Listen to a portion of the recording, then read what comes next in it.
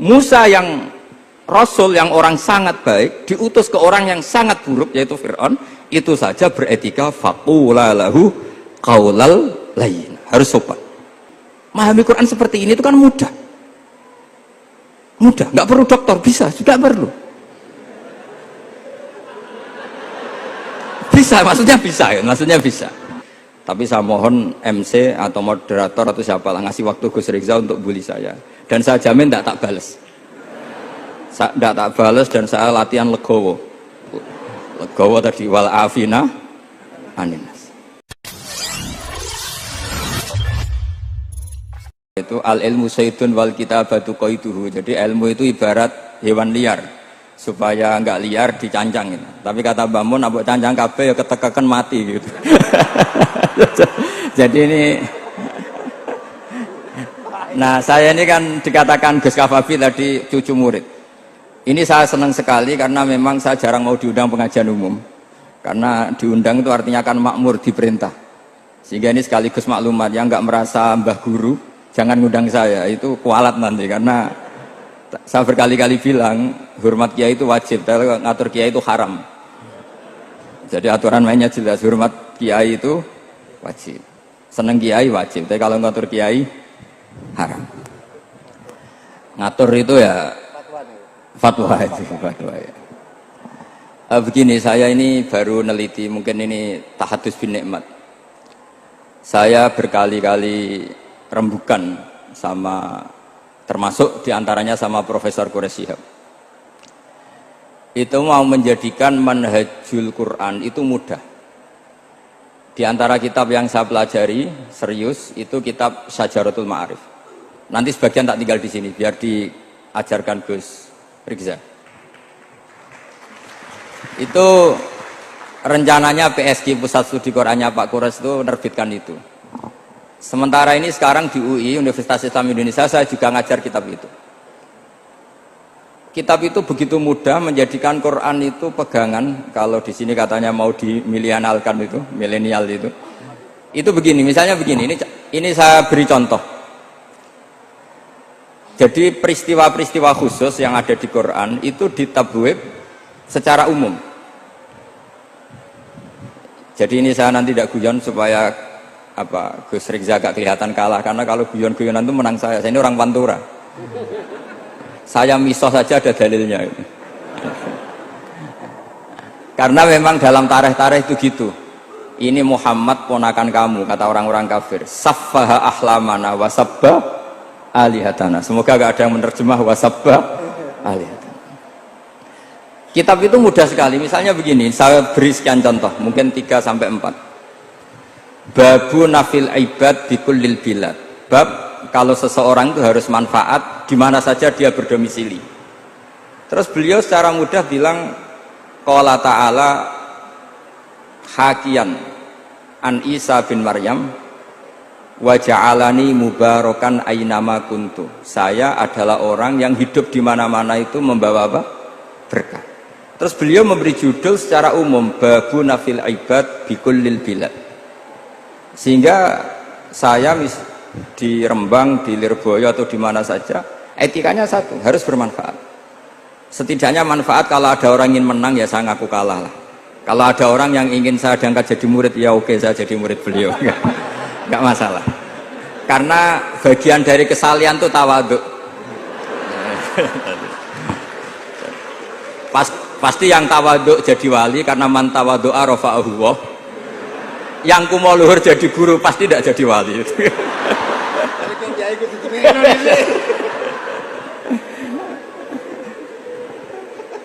Terus ada bab yang sesuai dalam konteks Indonesia. Itu juga dibabkan umum, babu saddid dzara'i. Bab menutup pintu potensi-potensi yang enggak baik. Terus beliau mengutip qala ta'ala wala tasubbul ladzina yad'una min dunillahi fayasubbullaha adwam bighairi ilm. Jadi dulu para sahabat saking semangatnya berislam, itu saking semangatnya itu sering bilang jancuk Lata, jancuk Uzza. Jadi ini tidak jauh-jauh dari misoh, karena memang sudah dicap cangkem elek tadi. Terus mereka tanya, lalu kalau Tuhan saya jancuk, bahayanya jancuk juga Tuhan kamu. Akhirnya Allah bilang gini, Muhammad, umatmu kandhane aja misoi brolo, kurbane aku. Makanya terusannya ayat fayasubbuha adwam bil khairi. Dan itu oleh Syekh Izzuddin bin Abdissalam yang dikenal sebagai Sultanul Aulia itu dibabkan mudah sekali. Babu saddid dzara'i. Jadi kalau kamu ingin Allah tidak dipisoi, Islam tidak disakiti, kamu jangan menyakiti agama lain. Itu bagian dari mencintai Islam. Jangan kira kita hormat sama agama lain karena ikrar, tidak, itu bagian dari mencintai Islam. Terus mengutip sekian hadis, la yasubbur rajulu abahu. Sebagian riwayat la yal'anur rajulu abahu. Ada yang baca la yal'ani, terserah lah. Kalau nahiya la yal'an sapa rajulu, terserah itu apa khobar bimanal amri, apa bacanya la yal'an itu bisa dipasul masail nanti itu. Jangan sampai seseorang tuh misoi bapaknya. Kata para sahabat, wa kaifa yasubbur rajul abahu. Bagaimana mungkin seseorang misoi bapaknya sendiri? Terus kata Rasulullah, yasubbu abar rajuli fayasubbu abah. Wa yasubbu ummar rajuli fayasubbu ummah. Dia misoi bapaknya orang lain kemudian dibalas bapaknya dipisah. Ini penting saya utarakan. Jadi mudah sekali. Terus dibabkan di bab umum itu babu saddid dzara'i. Sehingga peristiwa yang khususiyah ini menjadi bisa ditarik kesimpulan secara umum dan Quran maupun hadis mengawal kita ila yaumil kiamah. Karena kita tidak kehilangan stok untuk memaknai Quran dan hadis dengan cara yang diajarkan Syekh Izzuddin bin Abdissalam yang kita kenal, beliau termasuk Sultanul Ulama. Contoh ketiga ini yang paling penting dan itu saya sering utarakan. Beliau bikin judul la yutrakul haqqu li ajlil batil. Kebenaran tidak boleh ditinggalkan hanya karena banyak kebatilan. Uniknya apa? Beliau pakai dalil, saya yakin seorang dokter Riza pun nggak terlintas kalau itu ada. Meskipun bikin rumus istihad tadi yang nggak ada kembarannya tadi.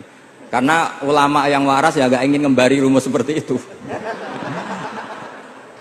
Memang nggak perlu dikembarin, apalagi dosen-dosen tribakti itu nggak suka. Ini padune ra kuat gaji kan gitu. Itu kan dalih supaya ngirit ya. Wes mulang gak arep-arep gaji barokah. Itu mesti kong kali kong sama bendara ya. Karo yayasan itu. Itu ada judul la yutrakul haqqu li ajlil batil. Itu uniknya beliau hanya dalil inna sofa wal marwata min sya'airillah faman hajjal baita wa atamara fala junaha alaihi ayyat tawafa bihima. Sofa dan marwah itu hakikatnya adalah min sya'airillah, termasuk syiar-syiarnya Allah. Maka siapa yang haji maupun umroh enggak apa-apa. Allah dalam bahasakan itu enggak apa-apa, fala junah enggak apa-apa, terus saja tawaf di situ. Memang dalam bahasa Quran enggak bahasa sa'i tapi pakai bahasa tawaf, ayat tawafa bihima. Kata Syekh Izzuddin bin Abdissalam, di sofa ini ada Isab, nama berhala, di marwah ada Nailah, juga nama berhala. Yang orang-orang jahiliyah dulu ini menyembah dua berhala ini. Karena ada berhala mereka merasa risih kalau ibadah ritual tauhid di situ. Tapi kata Allah, teruskan saja kamu tawaf di situ atau sa'i di situ. Artinya apa? Kebenaran tetap diperintahkan meskipun ada kebatilan. Jadi gampang sekali. Terus beliau bikin judul la yutrakul haqqu li ajlil batil. Barang hak itu tidak boleh ditinggalkan karena barang batil. Saya di mana-mana kalau boleh dikatakan fatwa. Kalau ada orang mati karena narkoba atau karena mendem atau karena koplo atau karena oplosan, itu kita sebagai kiai datang saja. Tapi tidak harus kiai yang top-top kayak Gus Rizal, salah satu kiai datang. Karena sekali kita tidak datang, mereka akan menciptakan tradisi baru dalam penguburan. Kiai ratekong, soleh-soleh ratekong, dipendem ala mereka. Didekno ambek diminumi arak. Sehingga kita datang ini karena apa? Sebetulnya demi melaksanakan syariat Islam, memperlakukan janazatu muslim. Kita kelola secara Islam. Meskipun mangkel, kita mangkel, wong mati kok oplosan. Mati-mati pas sujud kan keren. Atau mati karena gaji terlambat kan keren. Ini mati kok. Atau mati karena miskin telat apa? Gaji kan keren, tirakat lah, qanaah. Nah. Betul, ini mas-mas kalau yang mencintai Bapak tidak kesampaian, syahid cinta itu juga syahid. Asal tidak pernah lihat, tidak pernah SMS. Ngempet tok itu kalau mati itu syahid. Tapi syaratnya nggak ngelihat, nggak nge-SMS, nggak WA. Pokoknya seperti itu. Nah, ini penting saya utarakan. Saya pernah diundang salah satu acara akad nikah. Itu yang undang itu nanggap ketoprak. Gus, nanti ada ketoprak di rumah saya, tapi jangan nggak usah lihat itu. Tapi jam 9 ngakatkan anak saya. Ya saya datang. Pas itu memang nggak ada udzur, saya datang. Itu sudah ada biduannya banyak di situ. Kenapa saya datang? Pikiran saya tadi. Kalau kiai tidak menyaksikan akad nikah, nanti mereka bisa bikin cara akad dengan cara mereka sendiri. Sehingga takbir-takbir yang di fikih, misalnya walimatul ursi itu kalau ada ikhtilatur rijal wan nisa haram hadir, itu nggak pernah dilakukan oleh guru-guru kita. Setahu saya Mbah Mun, bapak saya, guru-guru kita, meskipun ada ikhtilatur rijal wan nisa, mereka kalau ada walimatul ursi asal tidak ada uzur itu datang. Karena la yutrakul haqqu li ajlil batil. Padahal jelas di bajuri, di anatu tolibin, jika hunaka muharramun harumal hudur. Entah kalau Gus Rizal baca khurrimal hudur atau harumal hudur, tidak tahu, saya ini kan bisa debat ini. Karena saya santri sarang, jadi kalau baca 2 kali, harumal hudur atau khurrimal hudur. Tapi kalau yang santri sini mau tidak mau ya anut harokatnya guru tadi. Resikonya nurut itu harus ikut haruma apa khurrima. Kalau saya karena enggak dimaknani, jadi ya bingung. Maksudnya bingung milih, saking banyaknya ilmu. Bukan bingung karena goblok, bukan.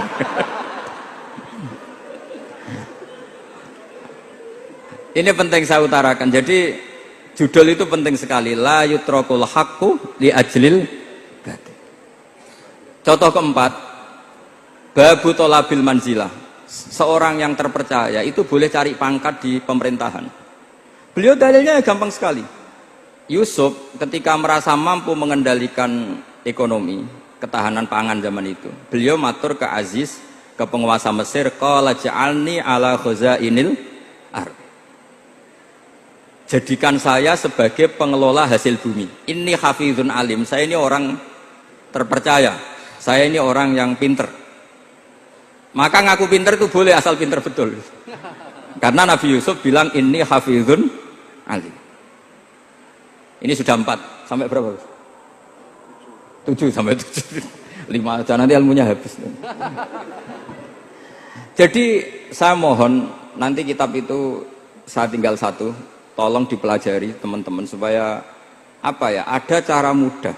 Dan kitab itu pernah dibaca Syekhina Kiai Maimun di Sarang, pernah tak bawa ke Jakarta, saya diskusikan dengan Pak Profesor Quraisy Shihab. Terus sekarang juga dalam proses diterjemah. Tapi saya mohon ini yang nggak penting, terjemahnya itu tidak penting sebenarnya. Ini anak-anak Lirboyo kan bisa ngartikan sendiri, bukan sekedar terjemah tapi ngartikan sendiri. Itu unik, cara memahami itu unik sekali dan mudah. Jadi setiap peristiwa khusus itu diberi judul umum. Nah barokahnya judul umum ini, Quran itu menjadi ngawal kita ila yaumil qiyamah. Tapi kalau itu kamu anggap ini peristiwa Yusuf, ini peristiwa Yakub, peristiwa Ibrahim, maka seakan-akan Quran itu tidak untuk kita. Makanya tadi, misalnya wala tasubul ladina dibabkan babu sadid dzara'i. Itu semudah itu, segampang itu. Sehingga dalam kitab Minhajul Abidin diterangkan ada seorang wali yang takut dosa karena banyak perempuan cantik yang pakai celana pendek, banyak bulat lah di dunia itu. Singkat cerita dia uzlah, dia santai-santai di gunung makan rerumputan. Terus ada wali yang kelasnya lebih tinggi. Kamu di sini ngapain uzlah? Kenapa? Meninggalkan dosa. Terus digojlok sama wali yang lebih senior. Kira-kira ya saya gojlok Gus Rizal gitu.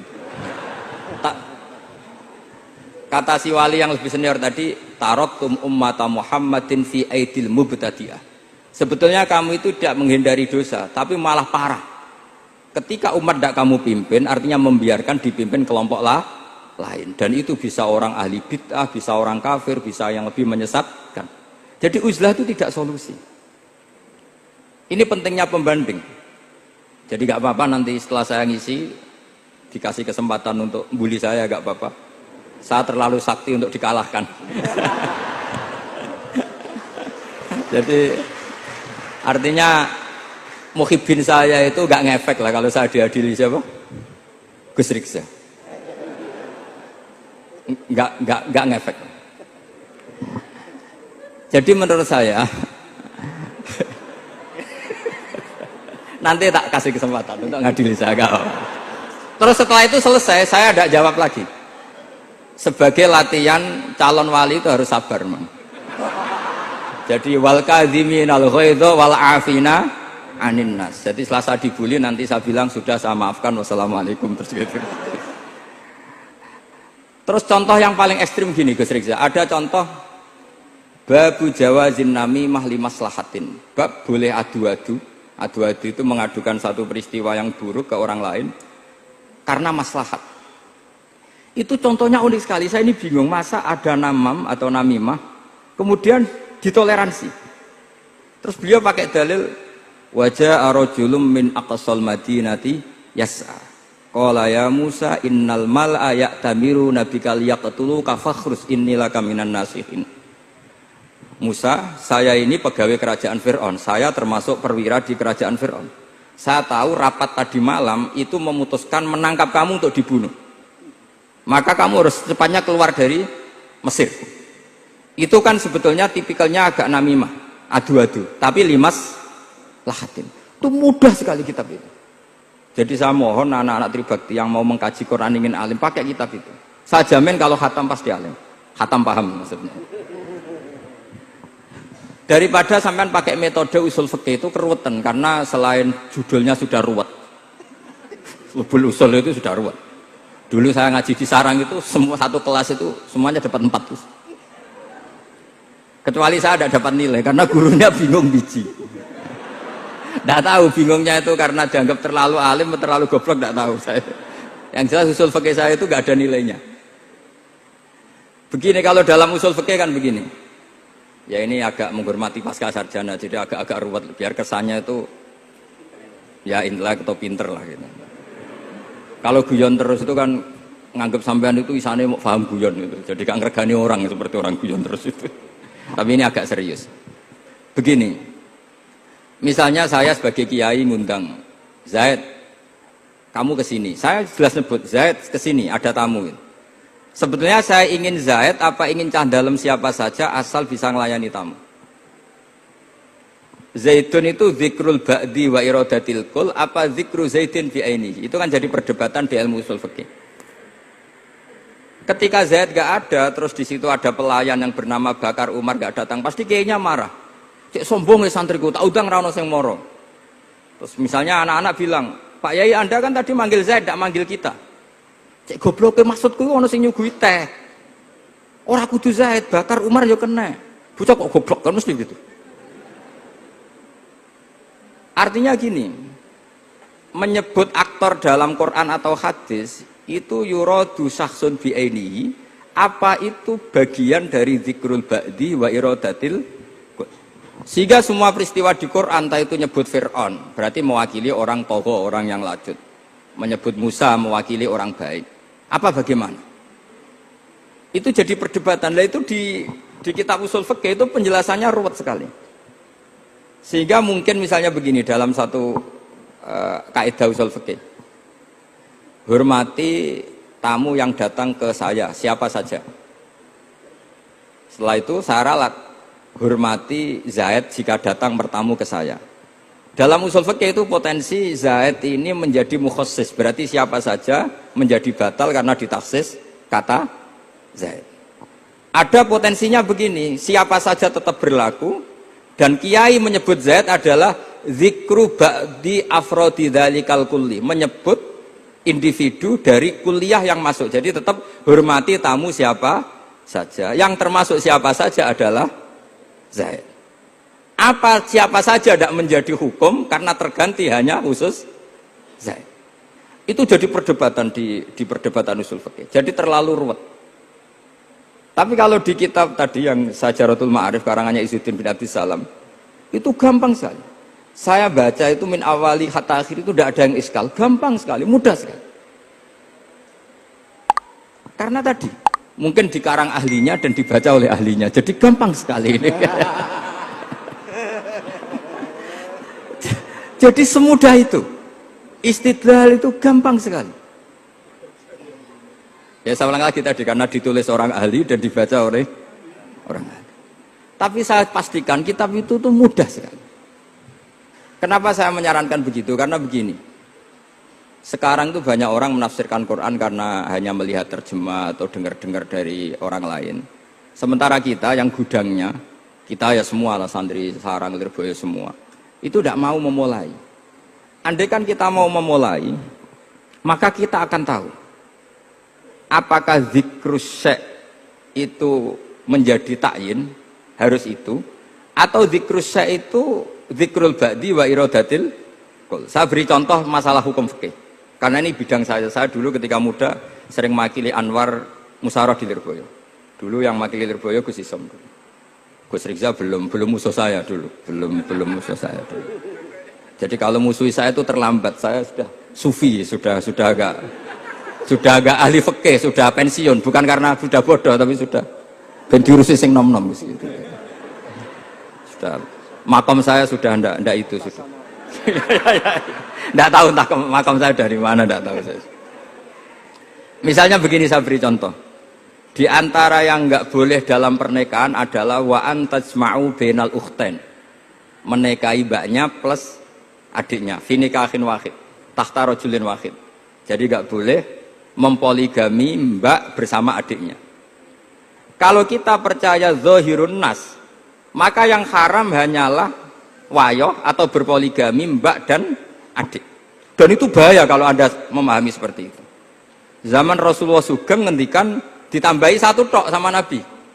Wala benal mar'ati wa ammatiha wala benal mar'ati wa kholatiha. Itu kalau orang Jawa kan satu, karena bule dan bude orang Jawa itu sama, dari bapak ya bule, dari ibu juga bule. Tapi kalau orang Arab bilang min jihatil ab disebut ammah, min jihatil dikatakan kholah.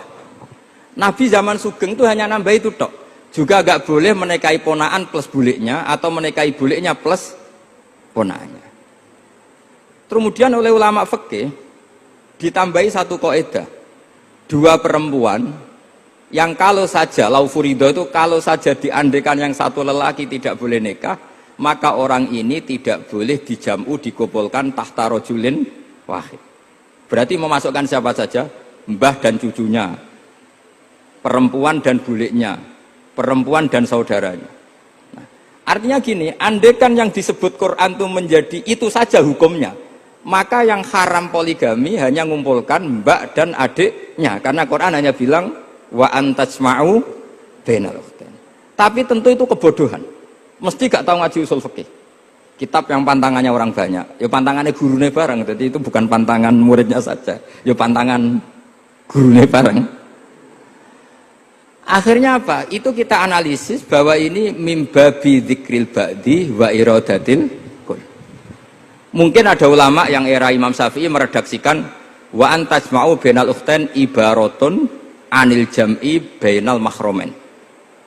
Apapun itu, tetap ukhtain di sini itu satu percontohan mengumpulkan dua perempuan yang ada hubungan mahram, entah karena saudara kandung atau bulik bude atau mbah sama cucu.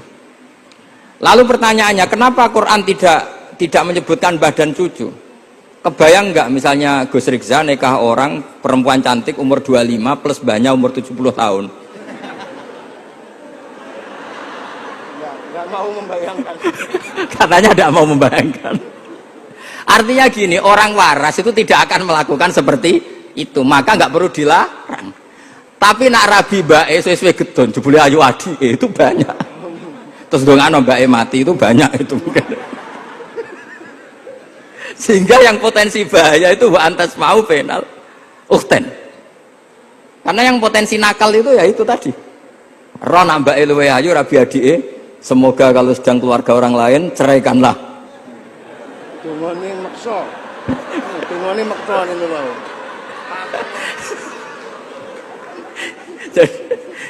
Jadi ini penting saya utarakan. Jadi ini serius tapi saya tetap rileks. Jadi mohon dipelajari lah usul fikih. Kalau usul fikih Anda kesulitan, pelajari saja kitab Syajaratul apa? Ma'arif. Nanti kitabnya saya titipkan siapa saja Pak. Insya Allah sampai ke kursi saya. Apa kitab Syajaratul Ma'arif. Itu menurut saya kitab terbaik dalam mempermudah memahami Quran. Ya modelnya begitu, misalnya tadi babu nafil ibad bikulil bilad, bab seorang hamba sebaiknya di mana saja bermanfaat. Terus cerita tentang Nabi Isa, wa ja'alani mubarakan aina ma kuntu. Saya masih ingat baca kitab supaya Pondok Lirboyo bangga bahwa cucu muridnya alim alama. Jadi ini bagian dari itu. Wong putu muridnya we alim, bangunnya murid Lirboyo ora alim, wong putune we alim kan gitu. Jadi kalau sampean ndak alim dosa gede. Saya kata Gus Kafabi kan putu murid, wong putune we alim mosok muridnya gak alim. Awas nak keman gak alim, sini-sini wong. Jadi harus mengkaca putune we alim, apalagi anak pas. Apalagi anak pas.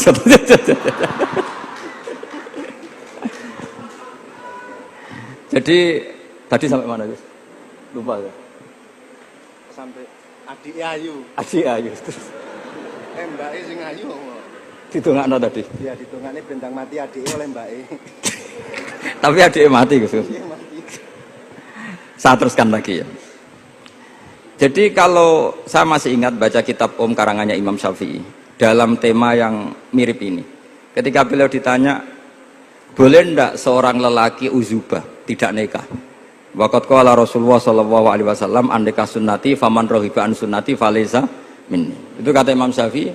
Ya kalau dia tidak nikah karena benci sunnah Rasulullah itu buruk, tapi kalau karena takdir dia tidak suka nikah atau enggak payu rabi ya enggak apa-apa. Terus Imam Syafi'i ditanya, apa dalilnya? Jawabnya Imam Syafi'i itu rileks sekali. Inna wa ta'ala dzakara abdan sholihan wa wasofa bi annahu hasur. Terus beliau baca ayat wa sayyidaw wa hasura wa nabiyyam minas sholihin. Allah itu menyebut sekian hambanya yang soleh, dan di antara hambanya yang soleh itu berstatus hasur, orang yang tidak nikah. Artinya tidak nikah itu bukan mengganggu kesalehan, maka uzubah itu halal. Semudah itu dulu orang memahami Quran. Kok sekarang jadi sulit tuh salah gurunya apa salah muridnya?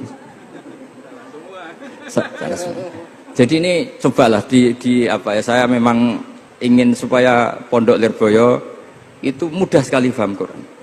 Saya ini termasuk heran ya, kenapa saya yang ngomong tafsir itu menurut saya biasa saja sama. Tapi saya kata orang banyak itu sudah mufassir. Kenapa saya ngomong biasa saja? Karena ya tadi dengan perangkat-perangkat ilmu kayak usul fikih, kayak fikih sendiri, termasuk kitab Sajarut, memang memahami Quran itu gampang. Wong kafir saja bisa paham dulu. Umar ketika paham Quran itu belum mondok Lirboyo. Masih kafir. Enggak pernah jadi mustahik. Apalagi wakil rektor, enggak pernah. Tapi ketika adiknya Fatimah baca Quran, Toha ma anzalna alaikal qur'ana litashqa illa tazkiratan liman, itu dia paham dan menjadi masuk Islam. Itu coba fahamnya itu sama ngajinya dulu mana? Dulu fahamnya karena Quran itu muyassar, mudah.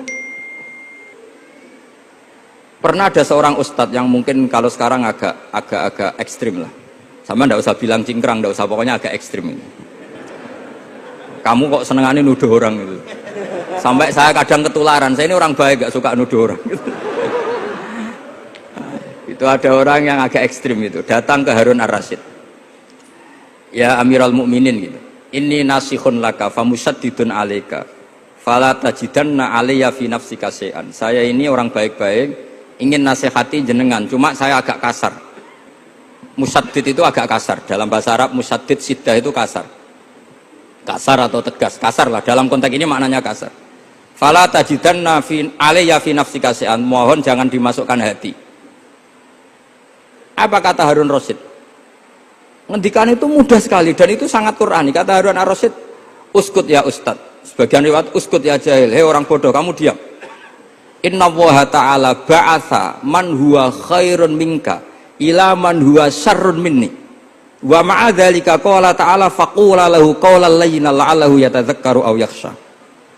Kamu diam hei ustaz bodoh. Allah Ta'ala itu mengutus orang yang lebih baik ketimbang kamu, yaitu Nabi Musa, ke orang yang lebih buruk ketimbang saya, yaitu Fir'aun. Itu saja harus beretika. Faqula lahu qawlan layyinan. Kok kamu sama-sama muslim mau main kasar sama saya? Kitabnya mana? Kira-kira seperti itu. Akhirnya ustaz tadi ternyata jenengan lebih alim, mboten sos. Semudah itu orang memahami Quran.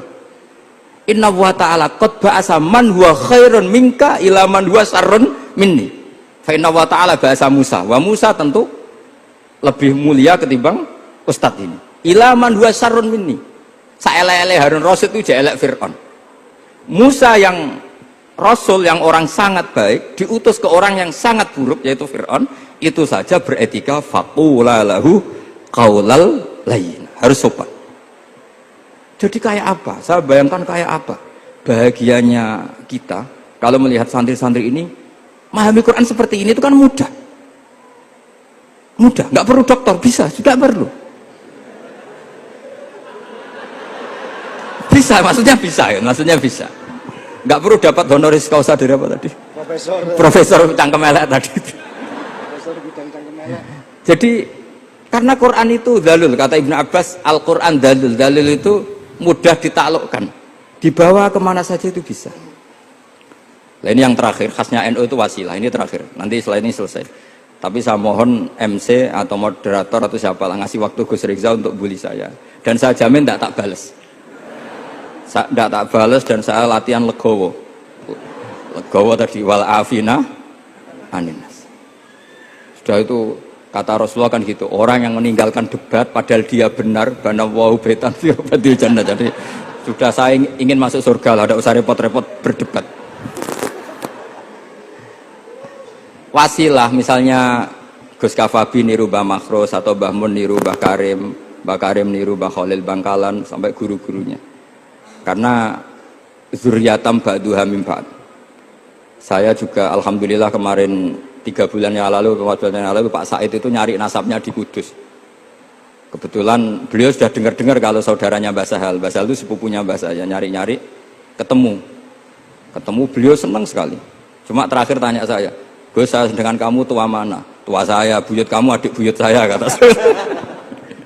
Nyai Fadilah itu saudaranya buyut saya, Mbah Maksum, buyut saya. Yang di Pondok Damaran, saya sampai sekarang masih ngajar di Pondok Damaran, belakangnya Masjid Menoro itu. Mbah Mun pernah cerita gini, orang itu banyak yang anti wasilah. Wasilah itu ya niru guru, gurunya guru. Langsung niru Kanjeng Nabi. Atau langsung niru pangeran. Kan. Itu Mbah Mun, saya masih ingat betul, dalilnya mau ihdinas siratal mustaqim siratal ladzina an'amta 'alaihim. Jalan yang lurus adalah mengikuti orang-orang yang telah engkau beri nikmat. Kenapa Allah tidak menghentikan siratoka, jalan kamu, jalan engkau? Allah itu tidak makan. Bagaimana cara kita niru Allah makan? Wong Allah tidak makan. Allah tidak tidur. Bagaimana kita niru Allah tidur? Fa inna Allaha la ya'kulu wa la yanam wa la yashrab. Nah, niru itu ya orang, kata Bamun, karena manusia itu hadis, Allah itu qadim. Jadi tidak ada hubungannya barang hadis dan barang qadim. Jika kalau ingin niru, ya niru manusia. Manusia itu siapa? Dia tentu masternya Rasulullah. Tapi kan walau lala ulama lama arafnal anbiya. Tanpa ulama kita tidak tahu Nabi melakukan apa, karena ini butuh sanad.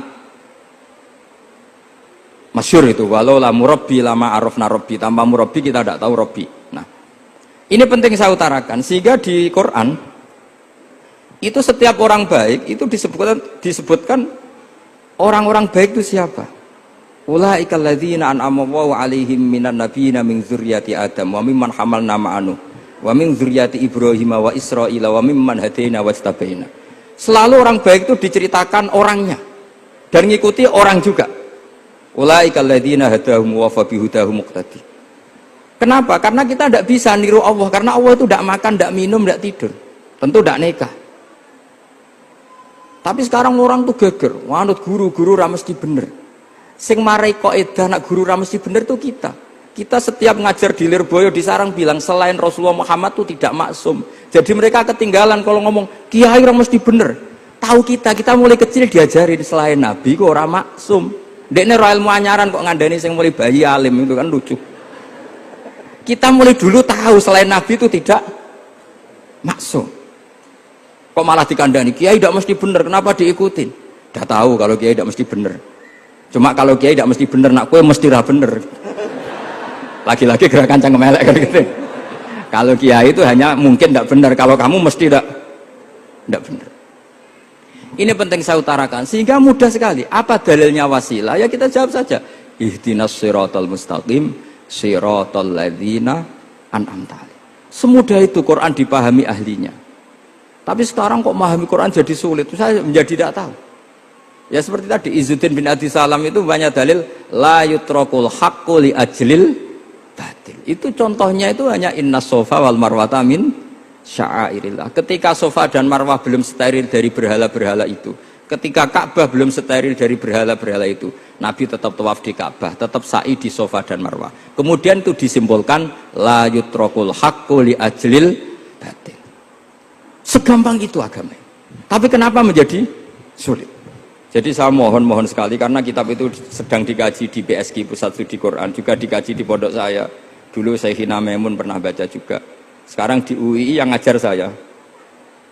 Jadi saya ingin, dan itu diajarkan ditulis lah oleh ulama sing ma'ruf, bahkan gelarnya Sultanul Ulama.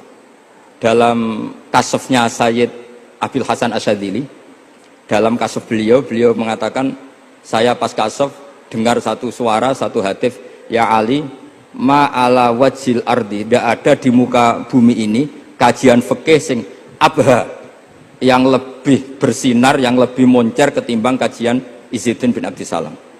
Dan tidak ada kajian ilmu hadis mengalahkan kajian Abdul Azim Al-Mundhiri yang ngarang At-Targhib itu. Era Sayyid siapa? Abil Hasan Asyadzili. Dan tidak ada kajian ilmu hakikat sing abha min majlisika. Dan alhamdulillah kita punya kitab itu, Qawaidul Ahkam, Syajaratul Ma'arif, Izzuddin bin Abdis Salam. Juga kita punya kitab Abdul Azim Al-Mundhiri karena kita pakai At-Targhib At-Targhib itu mukhtasornya Muslim juga. Dan tentu kita juga punya Abul Hasan Asyadzili karena kita rata-rata ngaji hikam, kita tahu hikam adalah muridnya Abdul Abbas Al-Mursi dan beliau adalah muridnya Abul Hasan Asyadzili. Sehingga kita insya Allah ngalami dzurriyatam ba'duha min ba'd. Baik dzurriyah nasabiyah maupun dzurriyah sababiyah. Kayak saya tadi dikatakan Gus Kawabi, putu Lirboyo karena Mbah Mun ngaji di Lirboyo. Dan saya bangga karena bisa bully jenengan semua, nak putune wae alim maupun meneh anake. Mun sepakat iki nak putune wae alim maupun meneh anake. Pun assalamualaikum warahmatullahi wabarakatuh.